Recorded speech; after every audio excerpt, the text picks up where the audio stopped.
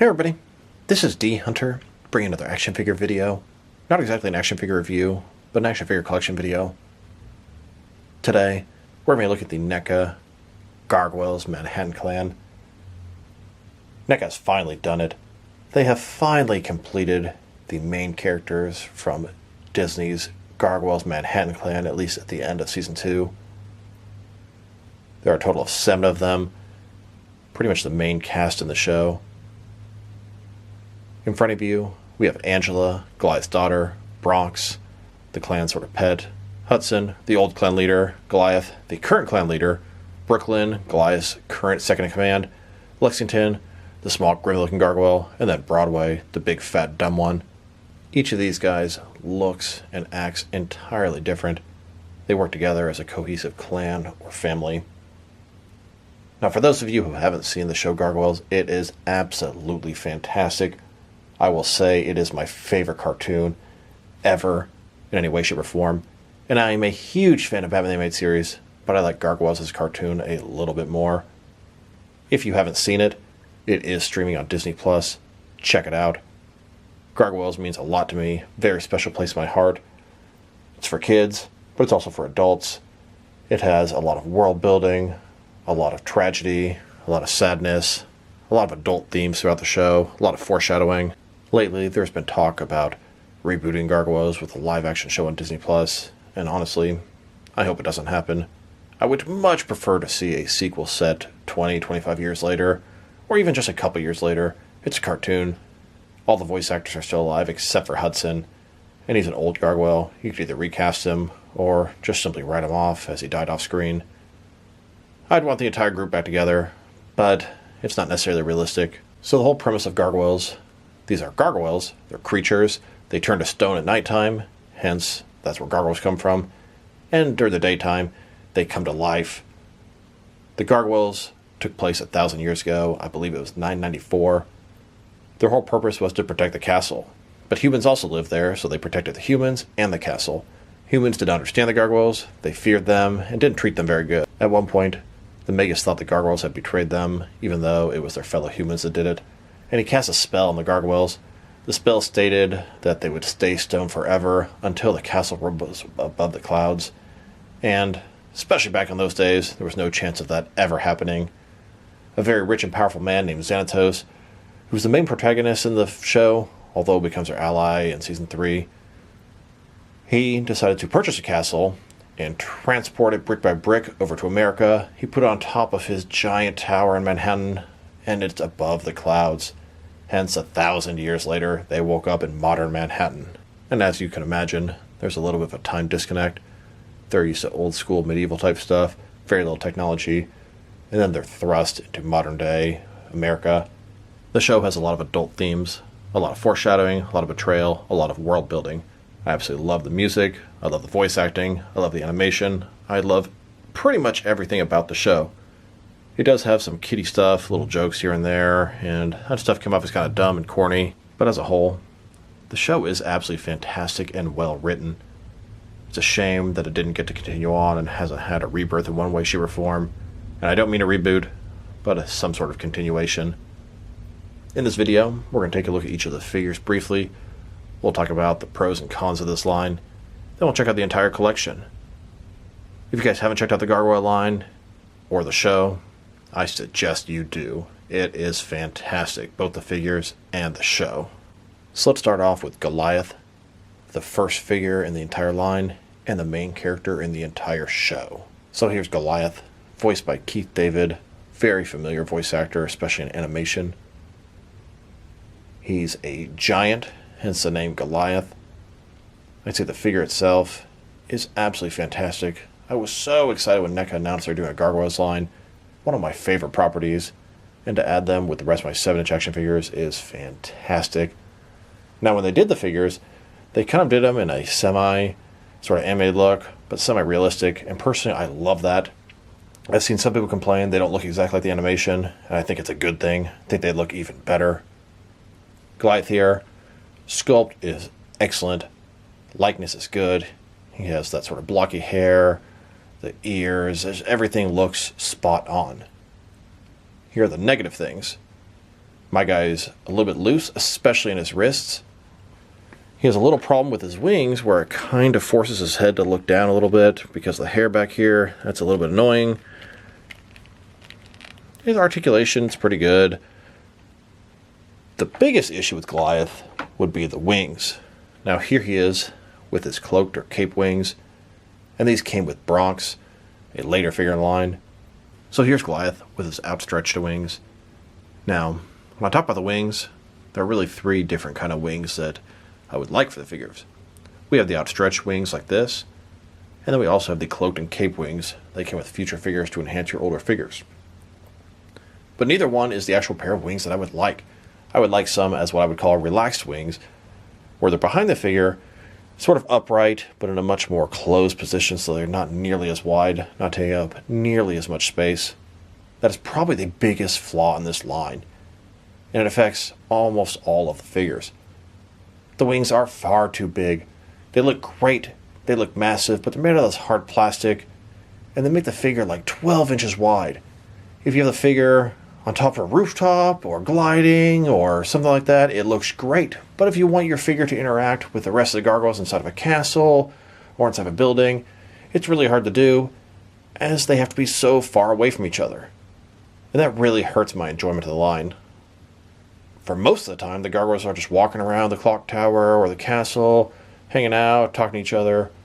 Then they jump into the night and fly away. Now, Neca heard these complaints about the wings, and they started including cloaked wings with future figures, but these guys are already very expensive. You don't want to have to buy extra figures just to enhance your older figures. For a person like me, who's a completist, it's not really a problem, as I'm going to get them all anyway. But I wish they had just come with their relaxed wings from the get-go, and I think 95% of the fans feel the exact same way. I even prefer the cape or cloaked wings to these wings, as your figures can interact with each other, but they really can't like this, and that sucks. They do look great.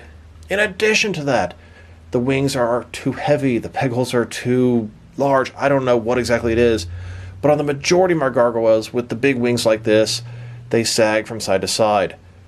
Goliath is able to keep his wings afloat, but just barely. A little tapping, bam, that thing goes down. So definitely some flaws with the line, and Neca's aware of them, and they are addressing it. I imagine one day we'll get a big accessory pack with some extra wings, but once again, you got to buy more stuff and spend more money to enhance the collection that you've already spent a lot on.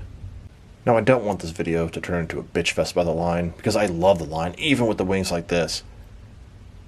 But after a while, I ended up just posing my figures with no wings at all. I thought the figure was better like this, with no wings at all, versus those giant outstretched wings. If you have the display space to give each figure a 12-inch berth, great, but most people don't. The cloak wings get rid of that problem, and do look a lot better than no wings, because no wings is grossly inaccurate. It bothers me. But at least I can have my entire clan displayed together in a sort of efficient space-wise capacity. Now, pretty much the entire Manhattan Clan has gotten their cloaked wings at this point, with the exception of Hudson and Broadway, and I believe Broadway will be getting his soon with the trenchcoat version of Broadway. But even with all of them, I still want the relaxed wings the most. Getting a little off topic, Goliath here looks fucking awesome, and the line is awesome, even with those things holding it back. It's one of my favorite lines out there to collect. Like I said, Goliath has that signature look from the show. The eyes, it just reminds me of gargoyles.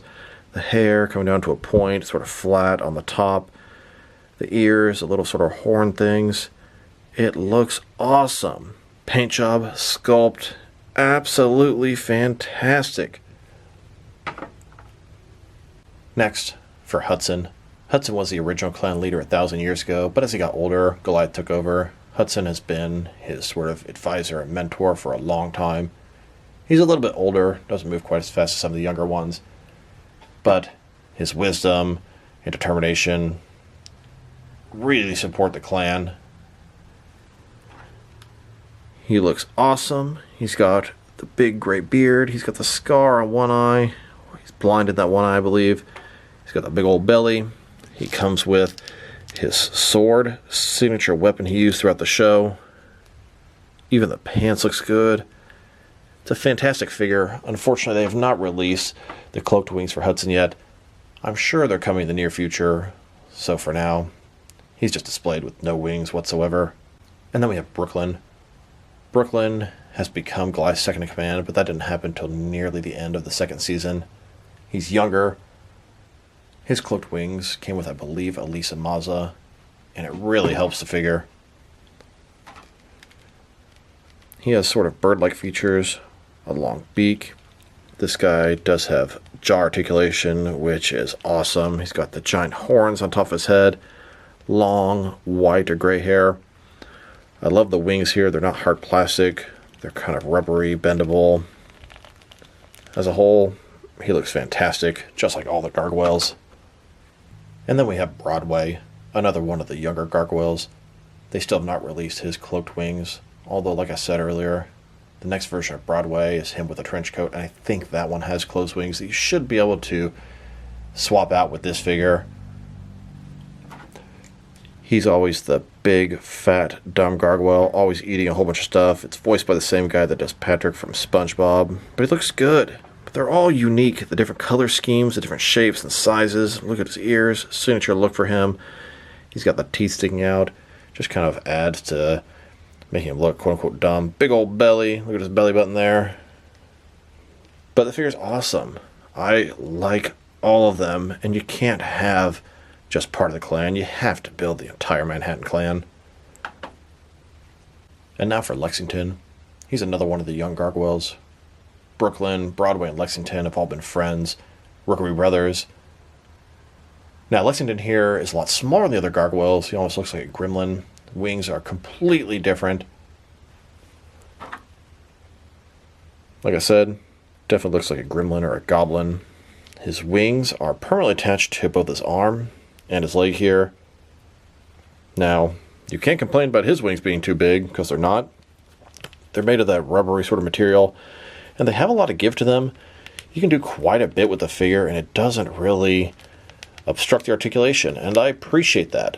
They come with something a little bit different for him, and it works. He was the most recent gargoyle figure to come out, and the final one to complete the Manhattan Clan.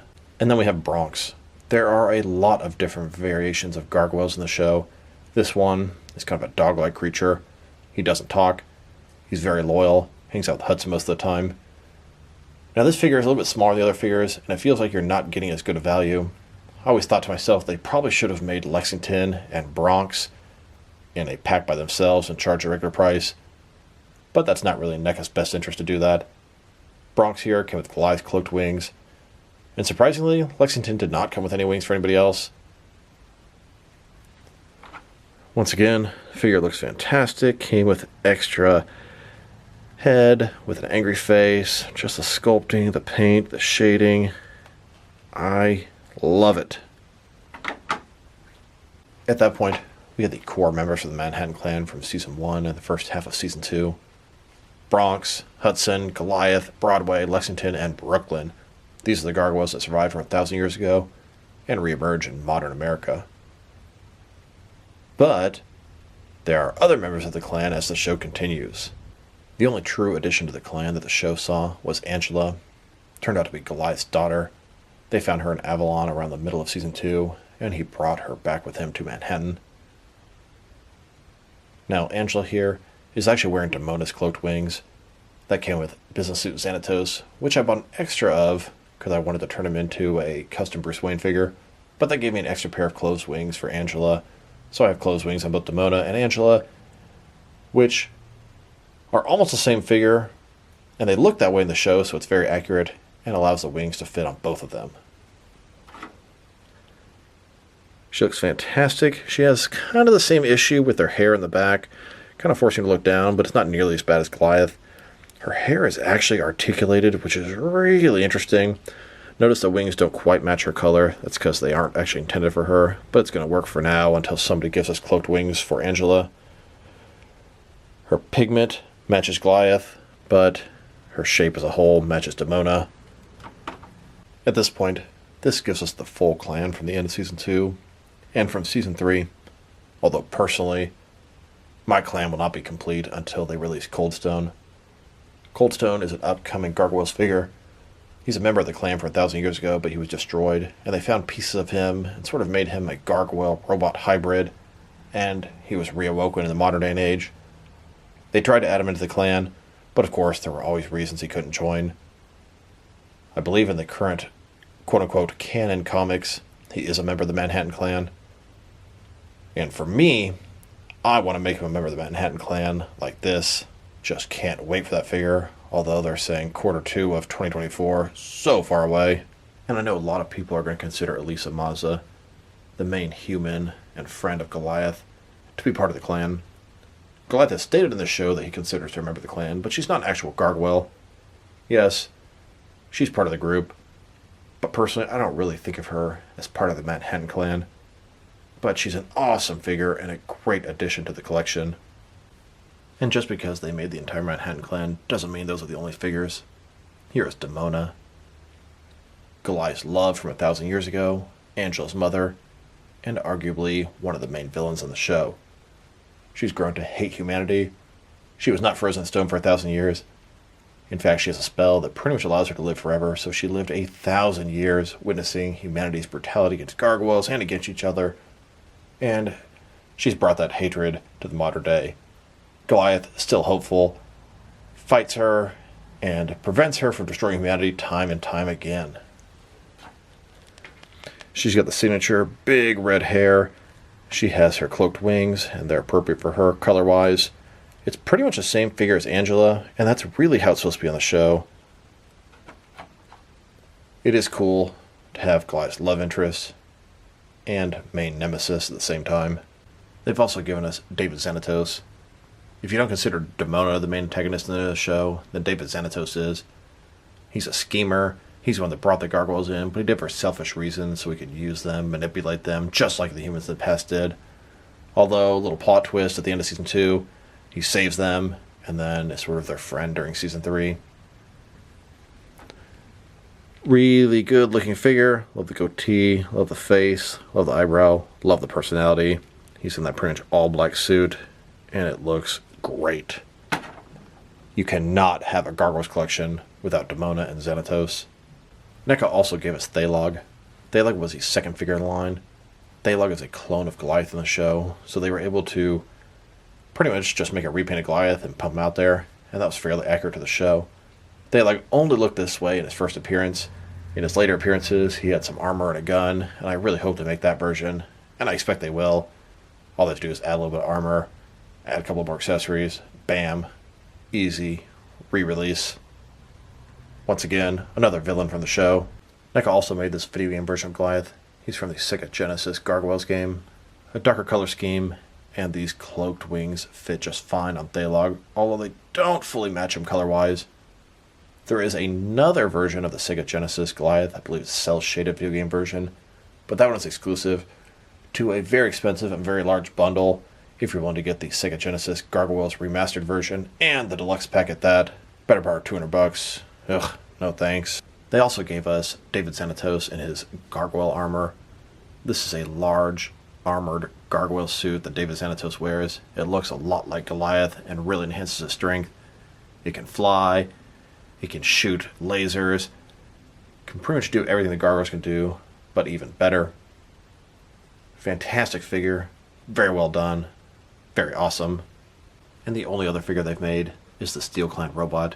It's pretty much the exact same mold as David Xanatos in his gargoyle armor, with a couple of very small alterations. The Steel Clan robot is the first and only army builder in the Gargoyles line, and I can't think of too many others I could make. Well, I can think of a few, but you got to dig pretty deep into the line and the show to figure out any other army builders.